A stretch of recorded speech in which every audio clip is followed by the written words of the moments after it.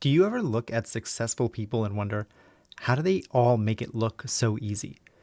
Maybe you've been hustling or grinding or doing all the right things, but you still feel stuck.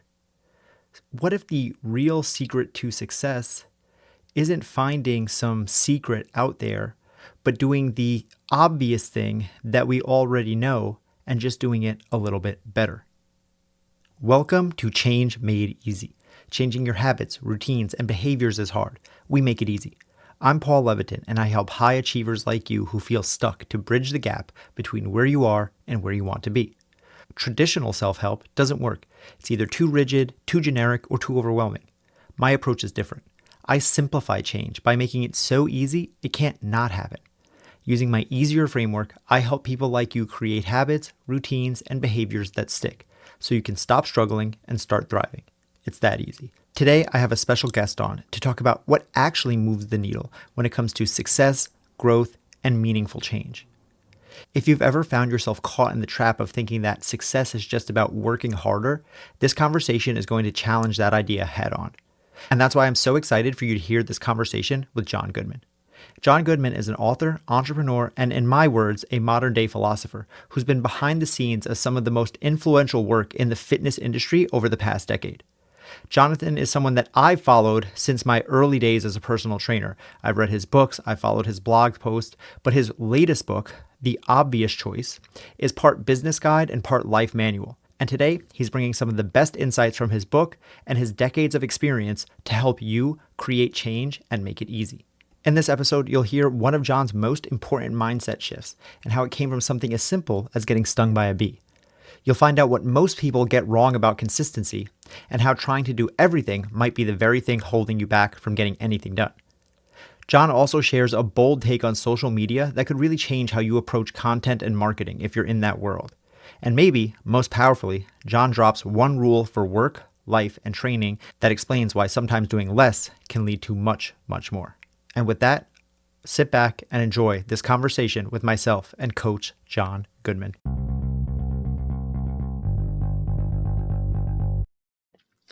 So, Jon, you've been successful in many different areas or realms in life, from entrepreneurship, building a business, writing, as a father, fitness. What's one thing that you've come to change your opinion on when it comes to success? That nobody really knows what it feels like. And other people might view me or some things that I've done as successful over the years, which is cool. Does it feel that way to me, though, at any given time? I don't know whether that's a common feeling or not. For me, I'm just doing my thing. I've always been doing my thing, making it up as I go. Some stuff has worked, some stuff has not worked. To an outsider, it always appears like I feel like somebody has things more figured out than perhaps that they do. And so I always have to check myself with that because I look at others and I make up stories in my mind about all of the fuzzy slippers that they must be wearing and caviar that they must be eating and models that they must be surrounded with on their private island because I see them getting some sort of accolade that I feel like maybe I deserve. Whereas in reality, I've met some of these people that I've thought that towards, and they feel the same way that I do. And so that's been something that I've had to really check myself on over the years. Okay, I appreciate that success is different for everyone. And I think it's a great Yeah. point that sometimes the people that we look at as quote unquote successful, it's as you said, it's like, well, what even is success? That's a thing that is personally described to each of us. So I guess what is success to you? To be able to have a big project that I'm working on that I'm not working on for the money, but I'm working on because it makes me a better human being, and to have as much freedom and flexibility to work on that as I can energetically afford. So for me, that manifests itself most often in books, where I'm kind of always working on a book, and the books that I write are very selfish books. They're books that I write because I can't not write them, because there are things that I am trying to figure out and or make sense of that I've already done. Why did something that I did work even though it might be counterintuitive to how you're told that things should be done? I mean, that's the obvious choice that just has come out is you're told that you should create all this content. You're told that you should, I call it entertain the internet or win the internet in order to be successful. And yet I don't think that had much to do with any success that I've had. And then I look around me at all of the things that I own and all of the people that I've hired for just about everything. And I don't even know whether they have social media accounts, let alone their social media accounts influence my decision to purchase something from them in any capacity.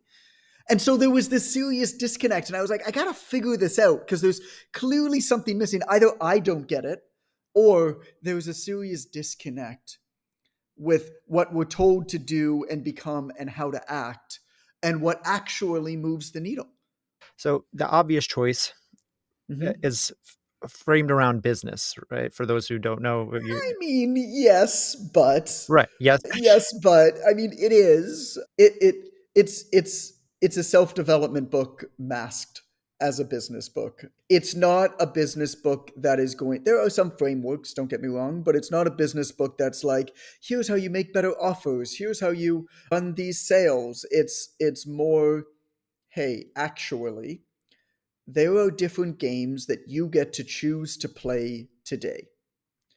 And deciding on which game you play based off of your natural attributes, your elements of leverage, your desires, your ambitions, is probably the single most important decision that you could make. And then once you decide on that game, you have to appreciate that that game has within it different rules of engagement, time horizons, odds of success, and reward mechanisms. And you can't desire the rewards of another game. You have to understand that there is good information and good ways to play the game that you've chosen to play. And that also means, if you invert it, that there is good information for others that becomes bad advice for you. And you have to figure out how to delineate. That's self development, man. That's self help. That's how to live your best fucking life, is what that is. Yeah, is it going to get you more customers? Sure. Is it going to make you more money? Sure. Is it going to help you build a better business model? 100%. But those are all instrumental steps along the way. They are not final goals. They're instrumental. And so the book is really about final, like, where is this all leading? So super powerful, and I totally get it. I think that the best business books are self-development books, and the best self-development books are business books, and the best fitness books are business books, and the best business books are fitness books. Anyone who listens to this podcast knows something I say is everything is the same. Yeah. There, Yeah. I mean, this is what Well said. the things that I like to talk about. I go down a level deeper. Like, what are the rules to the game? I love that you're talking about this as a game. So some of the things that I talk about are consistency, right? That's the number one rule. If you can be consistent, if you can show up in any area, the guy who's successful in business, in the gym, in a relationship, in any area is the person who showed up the most times and never stopped. If you can become that guy or girl, you're going to beat out 99 out of 100 people out of the gate. So I'm curious, what are some of the other like foundational rules that you've seen play out across all areas of life? Yeah, I mean, look, I'll fight back on you on that consistency thing. I have actually, my experience is that adults actually stop evolving for the most part once they reach adulthood. They don't measurably get better at things very often. They stay where they are, and they actually become much more siloed in their attention. They drive towards specificity, right? They surround themselves with people like them. They consume information perhaps pertaining to their industry and not enough pertaining to other industries or other schools of thought or people that challenge the way that they think. And as a result, they don't actually get measurably better. So I actually, in the next book, The Obvious Challenge, I actually fight back against this idea of marginal 1% daily improvements as the way to transform your life. I don't think that that's how it happens. I think mathematically the math checks out. On a chart, I think it maps out, but my brain doesn't work that way. On what am I supposed to get better 1% at on any given day? How do I even know if I'm doing that?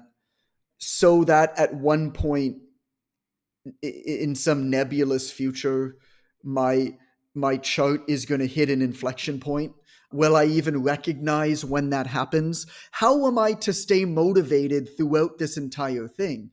To me, that has shown itself to be one of those ideas that's really, really nice to think about and tweet about, but maybe not actually that useful day to day. And so the way that I think about it, Paul, is consistency is how you stay where you are, intensity is how you improve where you are. And so you actually need to seek intermittent bouts of obsessive intensity flanked on either sides by consistency. And the job of the intensity then is to actually leapfrog you forward. Like if you want to transform your physical level of being, your physical fitness, walk into any gym and you'll see people who have been going there for a year, 2 years, 5 years, who actually don't look very different than they ever did. And the reason for that is that they never actually took one period of time, call it 12 weeks, 16 weeks, where they're like, this is my priority. This is my big rock. I'm fitting everything else around this. I'm hiring a trainer. I'm measuring my food. I am monitoring my rest and making sure that I recover. None of those things are sustainable long term, financially, temporally. They're simply not. But at any one given time, I think that that's the only way to improve. And then what you do is you actually jump, so the picture on the cover of that book is going to be a triangle, and that's to delineate the three areas of life I think that we need to optimize, which is money, relationships, and health. At any given time, my opinion is that you might be on steady state, to be honest, in all three of them, depending on what's going on. But if you decide that this is a period for improvement, then you actually focus on one arm of that triangle and probably one aspect of that arm of the triangle, thickening it, really making that your focus while putting the other two on steady state. There's always this guilt of the thing that we're not doing whenever we're focusing. If I'm focused on my health, well, maybe that's taking away from relationships and work. But if I'm focused on work, maybe my health is suffering. And the problem is not in the gaining, it's in the guilt of where we're not gaining. And so in recognizing that it's these bouts of intensity that we're after, we can say, I'm in a period of intensity on the money line of my triangle. There will be a time when I'm going to be in a bout of intensity on the relationship arm of my triangle, maybe specifically with my kids, maybe with my brother, maybe with my spouse. And there will be a time when I have that for work as well, one aspect of work. It's about seeking intensity and flanking it on either side of consistency. Intensity is like going to the dentist, consistency is like flossing every day. And, you know, you need both. Hey, real quick, we'll be back to the show in just a few seconds, but right now I just have to tell you about my free weekly newsletter. If you want to join the thousands of change seekers just like you who get a curated list each week of 5 educational, informative, and inspiring pieces of content to help you on your quest for change, then click the link in the notes that says free newsletter right now. You'll get signed up for free tips that will make your change journey easier, sent straight to your inbox every Friday. All you have to do is click free newsletter in whatever app you're listening on. Okay, now back to the show. I love that analogy. 100% going to steal that. And I appreciate you pushing back, right? At what I just brought up, consistency, because I love this is why I love these type of conversations. Just so from my point of view, when I'm talking about consistency, again, thinking about Mhm. the analogy of the game, when I say consistency, all that means to me is you can't win the game if you're not playing. So Yeah, when I say yeah, consistency, that just means that if you want to hit a home run, you have to get up a base. So whether you're striking out, or whether you're hitting bases, or whether you're hitting homers, the only way to what I call capital F failure is giving up or quitting. Every other little F failure is just a stumbling stone, a roadblock, something that you learn from, something that we grow yeah. from. And I think the intensity piece is 100% needed. And this is one of those paradoxes. The book that I'm writing is called Making Peace with the Paradox, because all of this stuff Mm. comes back to this gray area of its consistency, but it's also intensity. And also both of those things, you can ask someone and they'll say, well, when you rely too much on this, then that's the wrong way to go. But somehow they're both the answer. So I 100%, I'm right there with you, right? Like, if it were, I say a lot often, again, say the same stuff all the time because Yeah, it's the same conversations. But if it were that easy, it would already be done, right? If we could just pick one and sure. go with it, we would have gone with it. You and I wouldn't have to be writing books or having podcasts, right? And different brains work Correct. differently. Right. So I mean, I know a lot of people who can do a lot of things that I can't do. I need to be project focused. I need to be obsessively focused on something at any given time to the point where basically everything else that I'm doing suffers. right. I don't know any other way to function, but I accept that that might not be normal. Yeah. Well, it's true. It's just like you talk about, well, LeBron James or one of these people that's like that you the trade-offs you have to make in terms to be Yeah, successful in any given sport, or a billionaire who loses all their familial relationships. Like, we're looking to find that balance and the triangle, as you said. One of the quotes that I wrote down here from your newsletter, which I love, I'll have linked in the show notes for anyone listening. 5 Reps, one of my favorite weekly newsletters. But you said, change is hard. If it matters to you, make it matter. And then you went on yeah, to say, if something like transforming your body is important enough to do, at one point, it's got to be the focus of what you do. Stop squeezing it in like grains of sand around the other big rocks in your life. And I think this kind of yeah. speaks to everything that you just were talking about. And the long consistency is okay, but you need those bouts of intensity. And I juxtapose that with the whole point of this podcast. My whole the hill that I'll die on is that we have to make things easy. That people are struggling so much to do the theoretically simple things. Just work out, Yeah, just move more and eat less, just be consistent on social media, just tweet every day. All of these just. yeah. And yet people are struggling so hard to do it. So if we're, again, this is me asking you, how can the answer then be to make it harder if people are already struggling with what's so theoretically easy? Because you got to do less. You got to do less. You got to do less, but better. We're lost in this world where everywhere you look, people say, "Hey, everybody, this is easy. Come join us."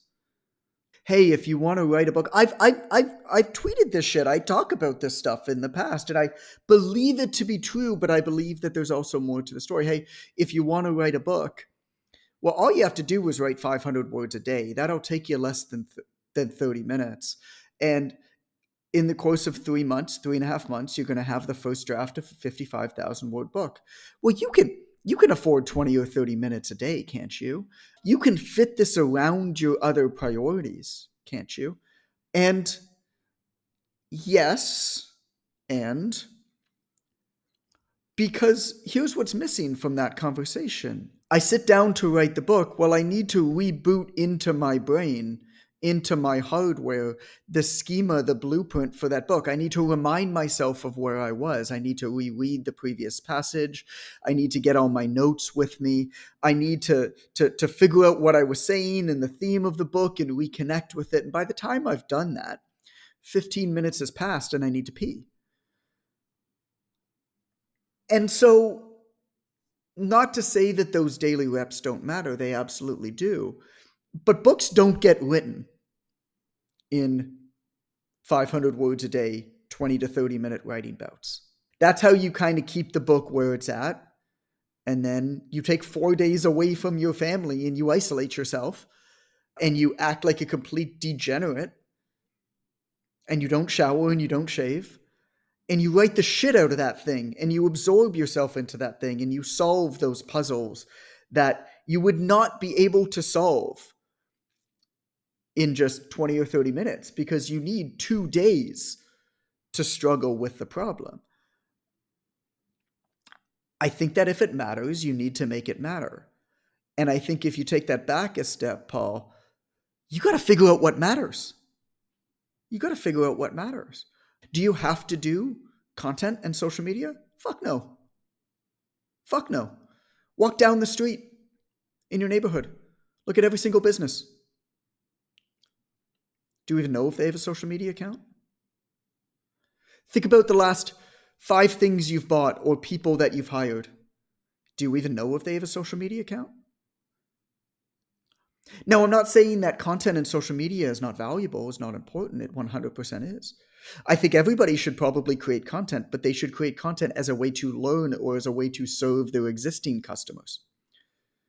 I think that they should view it as a savings account, as something to invest into with excess time and capital, something that will add up over time.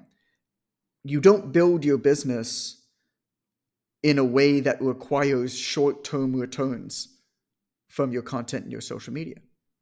Like a savings account, you hope that it kicks off interest in the interim, but really what you're doing is you're making minor investments on any given time, knowing that if you do this for long enough, at some point in the nebulous future, you're going to wake up and you can say, where the hell did all this money come from?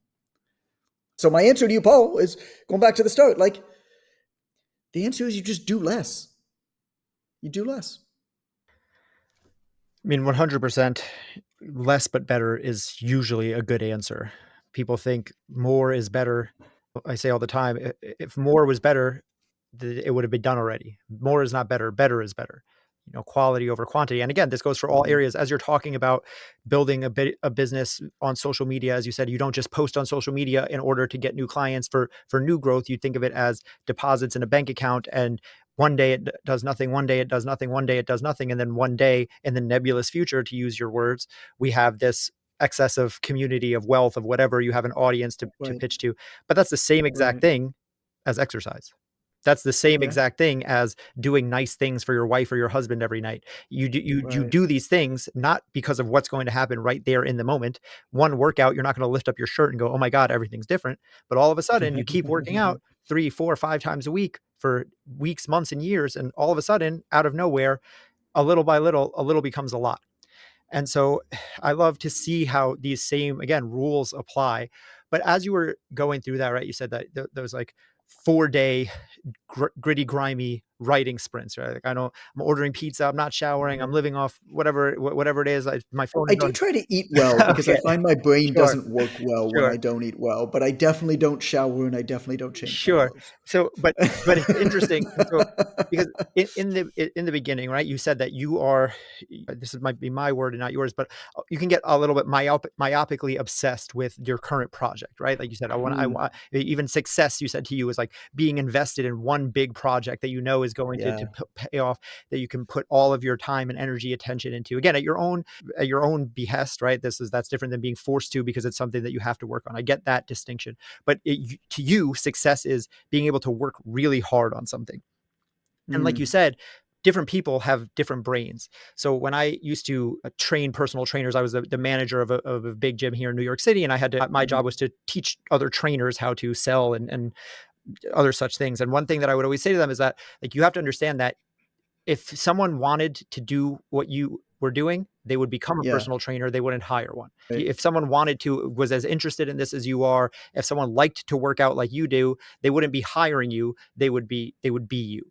So that when all of that is to say, you're saying like, okay, like people just need to buckle down, lock in for 4 days, but that's what motivates you, because you're the type of person who, when I say what is success, it's locking in on a big project that's going to give me some reward down the road. I would imagine there's a lot of people, when I say what is success to you, they're going to say sitting on a beach sipping mai tais, not having to worry about work, or having written the book, not doing the process of writing it. So how do I get that person who isn't as motivated by the actual grind as you are? I mean, to find something that they can obsess over, everybody has something.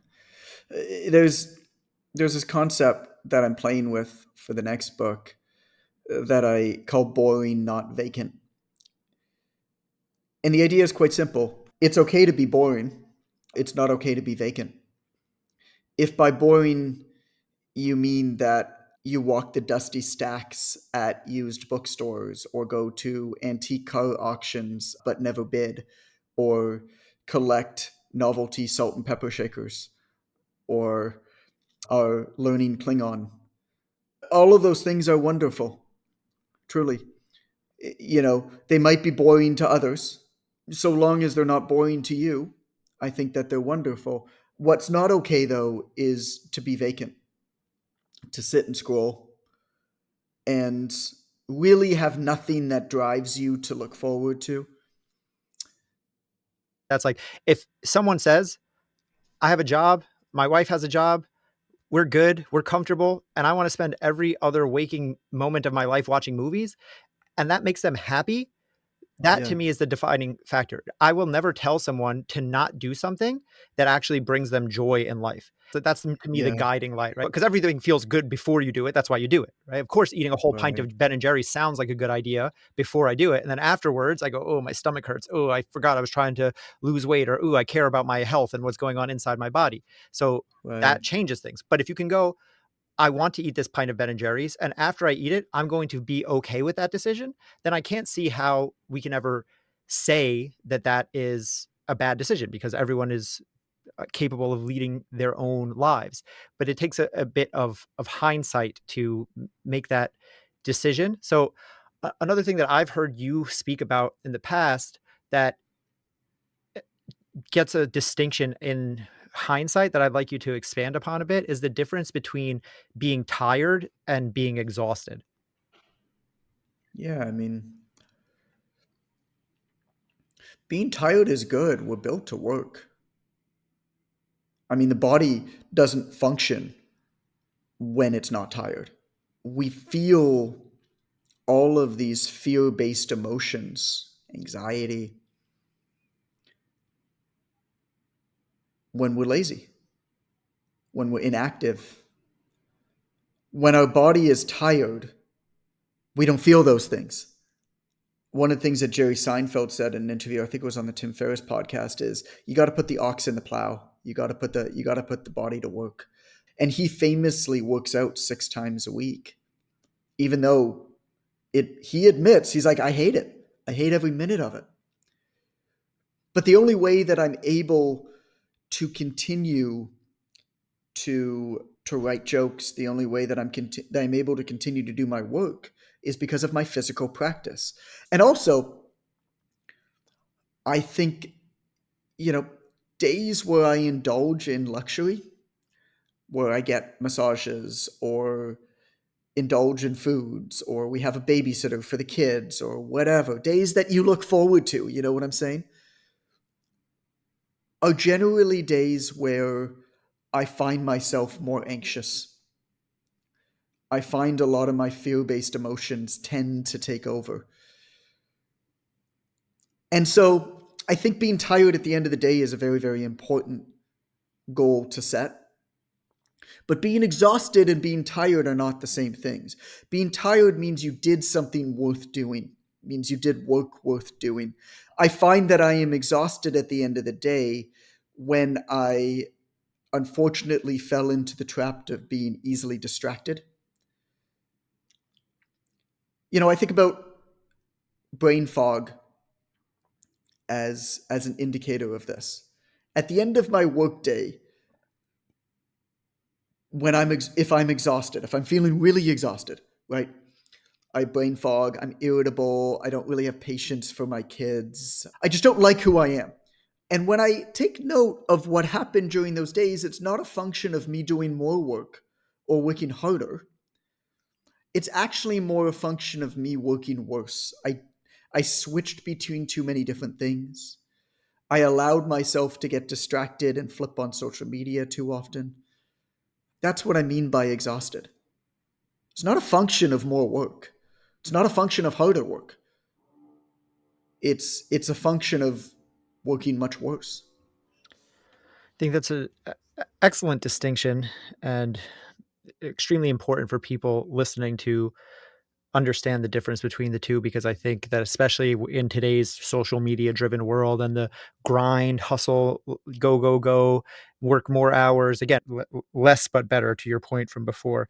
But as you're saying that, you said that some of the days where you're the most anxious are the days when you have theoretically the least to do, the days where Yeah. you have a a babysitter, the days where you're supposed to be doing quote unquote leisure things. And again, this just to me, just as all linking together back to what you've already said about what lights you up, what is success to you? And I'm taking notes here. And the first thing that I wrote down when we first started, when I Mhm. asked you about What's that? success, is just moving goalposts.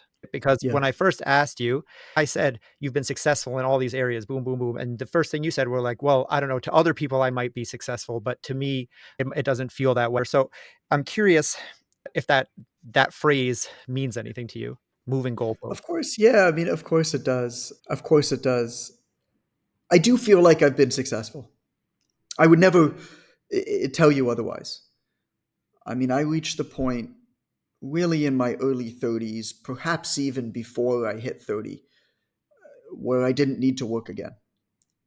And I never, like, I grew up the youngest son of four, to middle to upper class Jewish family. Every adult that I knew was a lawyer, doctor, dentist, teacher, accountant, or engineer. My dad's an engineer, my mom's a teacher, my brother's a banker, my sister's a lawyer, my other brother's a teacher. It was never, growing up, everything that I ever knew was you get a good education, you go to university, you work a job, you move up the levels of that job, and you invest wisely and you save well and you build a good life for yourself, right? And then for whatever reason, life took me in another direction, and looking back, I was always disagreeable, and so maybe it fits, but eh, I had to find some other thing to drive me. I say I don't need to work again, like, me, I've got a Casio watch on. Like, I don't have big desires for expensive things. I think that we should spend lavishly on the few things that are important to us and eliminate everything else. I've got an entire philosophy towards minimalism in the next book that I'm finally excited to share. But I think there's got to be something that drives you at any given time. I think there's got to be something that you work towards that challenges you to improve at any given time. And for a lot of people, that's money to get to a stable point. Hopefully, they've identified what is enough in that regard for them. And the goalposts of how much money they want stops moving. So my goalposts of what I want personally to fulfill myself continue to move. My goalposts for how much money I need don't.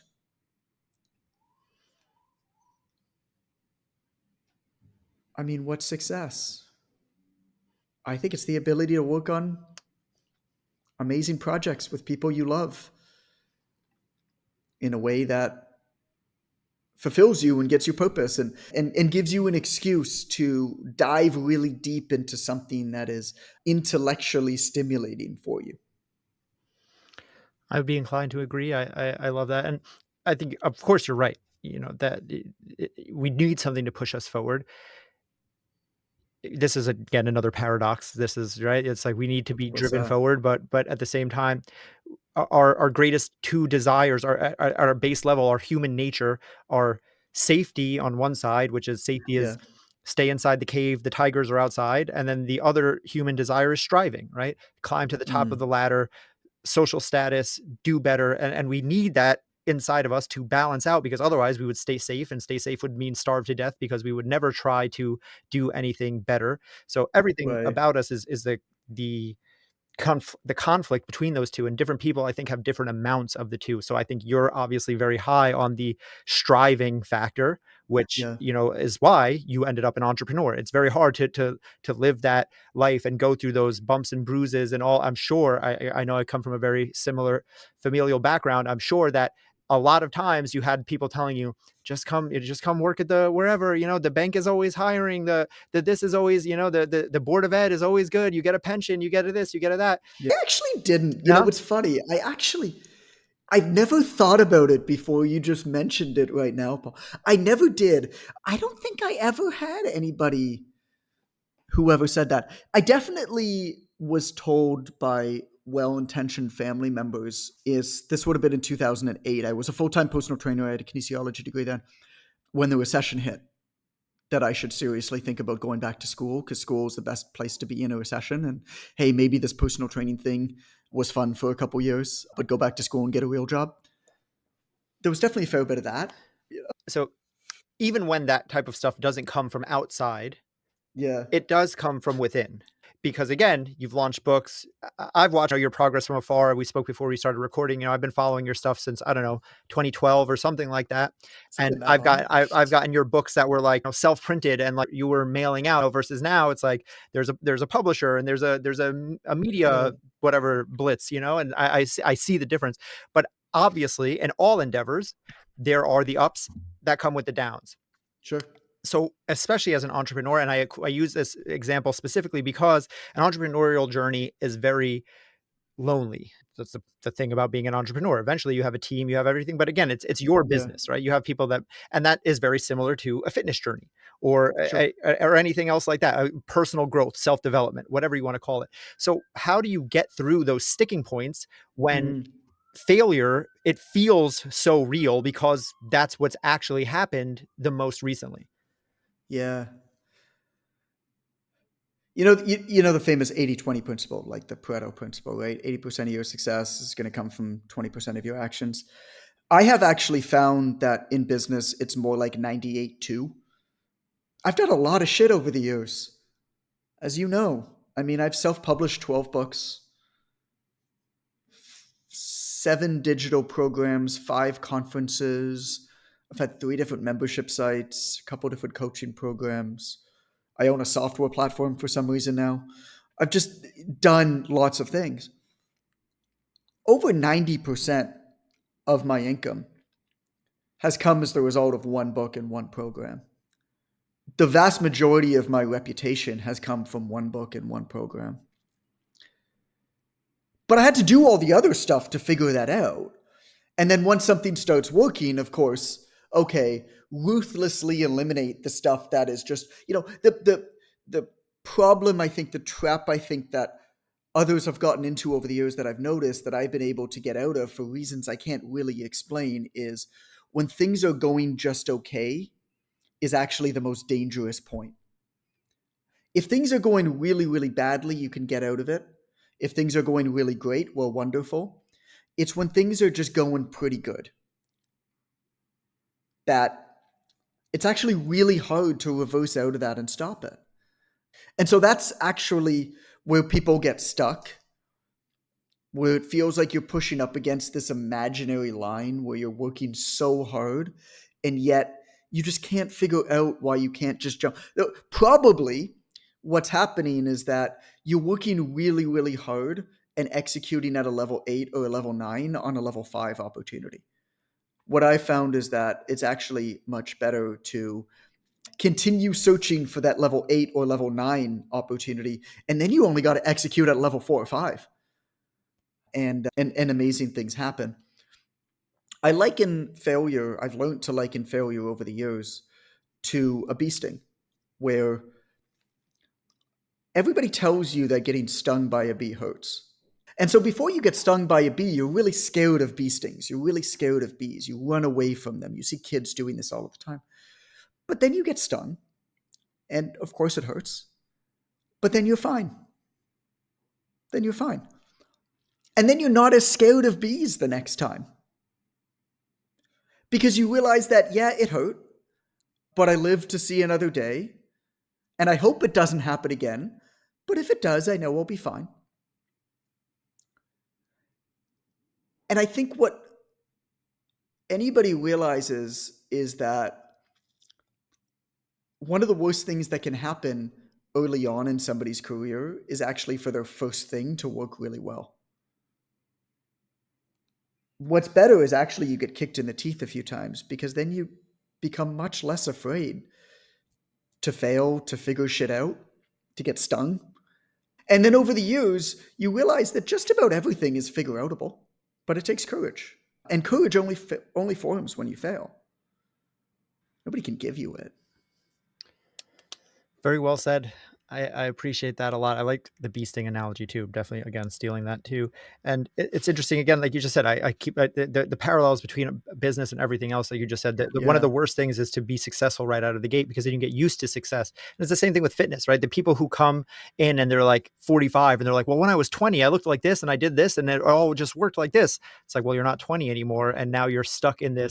this loop of comparing to the way things were. You had this easy success. You had God-given genetics for Yeah, that time in your life, and now it's different. Like some people get frustrated when they feel like they're doing all of this stuff but they're not really getting anywhere. But I think that goes back to your earlier yeah, point about intensity. That's the person to me in the gym who goes to the gym every day and sits on the elliptical for an hour, and they've been doing yeah. that same thing for the last 5 years, and then they wonder, why am I not progressing? But in their head, they're like, I go to the gym 5 times a week for an hour. That's so much time. That's so much energy. Sure. That's so much effort, which it is. But now you've leaned too far on the side of consistency and not enough Mm. on the side of intensity. So it's a delicate balance that, you have to figure out. There's a really interesting concept that I'm playing around with right now. Have you ever heard of Aristotle's golden mean? Yes, but please elaborate. Okay, so there was a paper that Barry Schwartz and Adam Grant came out with recently about it. It's called Too Much of a Good Thing. And it's about this inverted U hypothesis, which is basically Aristotle's golden mean. Basically, there is actually a mid-range of just about everything that is optimal, and not enough of it, of course, has detrimental effects, but actually too much of it also has detrimental effects. And in fitness, I think what you're hitting on is that there was another paper I can send you it actually where they talked about the golden mean specific to fitness. It wasn't by Schwartz and Grant. It was a paper by a bunch of cardiologists. And, you know, eh, the person who's on the elliptical 5 days a week for years on end, they're going to be better off for having done it than not having done it. Absolutely. Their basic health markers are going to be much better. It's a good thing to do. It's a net positive. Is it a good return on the time that they're investing based off of their desired outcome of being on that elliptical? If you ask most people who go to the gym why they're probably not there to improve their basic health markers. They're probably there for some aesthetic or ego driven motive. They might not admit that to you, but they would admit that in private. I am. And so, but at the same time, then, on the other end of that mean, on the other end is excess, right? I was at an event last year in Ojai, California. It's about 160 people, all multimillionaires, one of these like high-end business events. And one of the things I realized when I looked around at the event was that not a single person there was overweight. Now, the second thing I realized was that not a single person there was in noticeably amazing shape. Every single person I noticed seemed to have stumbled upon the same fundamental truth, which is that fitness for living a really high quality life, a lot of conventional success, but to have energy is very, very important, but there is a point of diminishing returns. I don't work out as hard or as often as I otherwise could because if I did it more, it would detract from the time that I have for my writing. If I did it more, then I would be maybe sore in a way that would make it uncomfortable for me to sit for extended periods of time. I think we need to recognize why we're doing this thing and to find where we sit in that golden mean. And it's not just fitness, of course. Money, right? Even family, friends.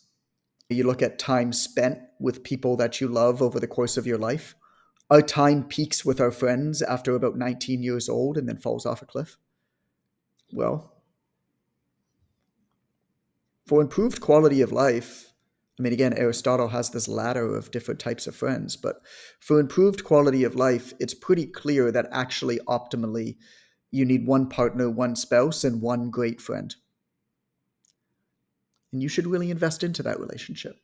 And you should identify other friends as being what's called deal friends, you know, friends where they are the friendship could be a real friendship. You could enjoy time with one another, but the friendship is defined by both people being potentially useful to one another. One of the there's a couple litmus tests for true friendship, but one of them is actually uselessness. The more useful a friend is to your professional ambitions or social ambitions, the less of a true friend they are. And then there's friends of convenience, community friends, neighbors, people who you play pickleball with, people who you go to church with. Again, very important, but not true friends, right? And so, as callous as this sounds, I think it's pretty important to actually categorize these things. I think that's I don't think callous, I think just realistic. We started this conversation talking about the game and the rules to the game, and that's something that I'm Yeah. very cognizant of. Understanding the rules to the game are what allow you to win. Someone handed you a box of Monopoly and it didn't have the instructions in it, what are the chances that you're even going to be able to play the game, let alone win it? It's probably close to zero. Mm. So when we're talking Hmm. about this stuff, it's not good or bad or right or wrong. There's no morality to it. This is just the way that it is. I really like that uselessness as a litmus test for It's a good true litmus test. friendship. I think that's really powerful. I want to start to come together here. We've gone all over the map with this conversation. So one thing that I ask every guest, John, is what is the change that you want to see in the world?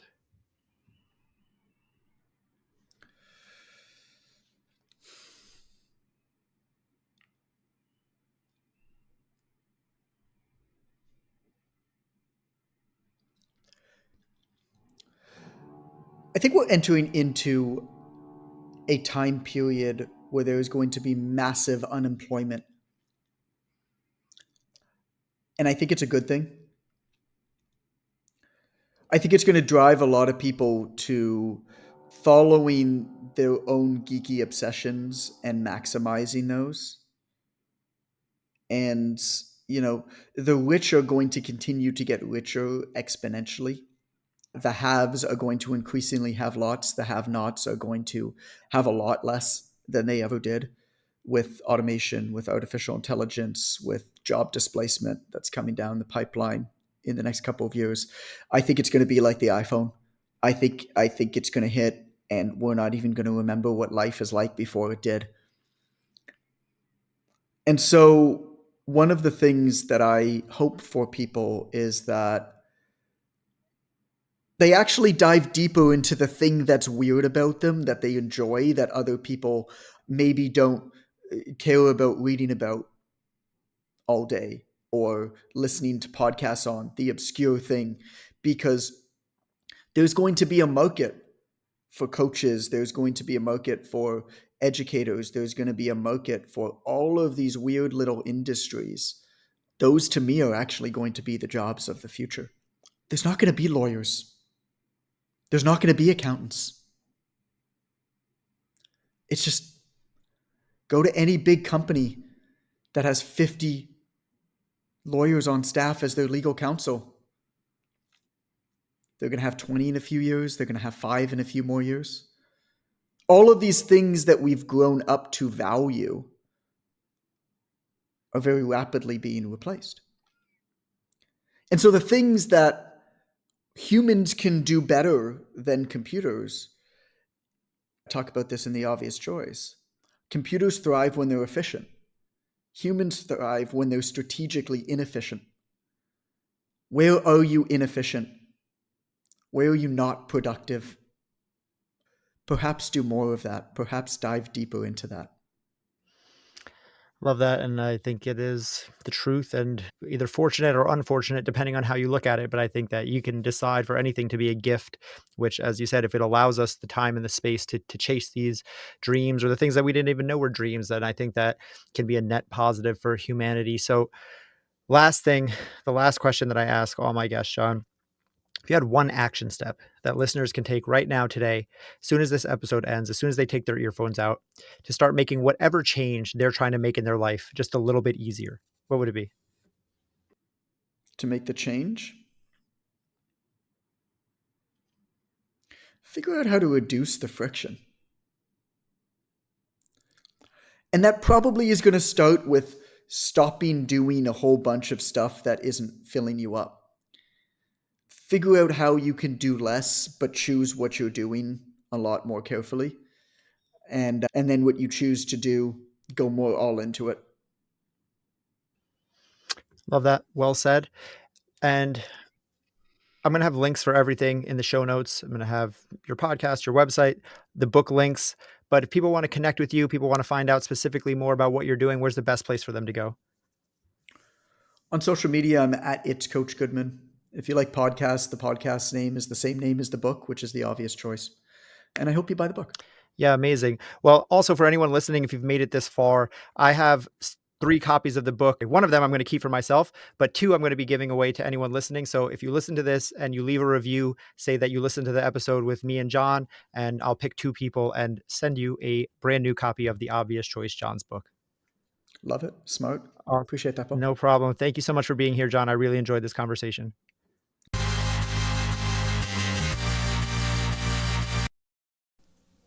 Don't forget to go and check out Jon's new book, The Obvious Choice. I've linked to it in the show notes if you want to go buy it on Amazon. But if you want the chance to win a free copy and also support this show in the process, go to Apple or iTunes and leave a review saying that you loved the episode with Jon Goodman.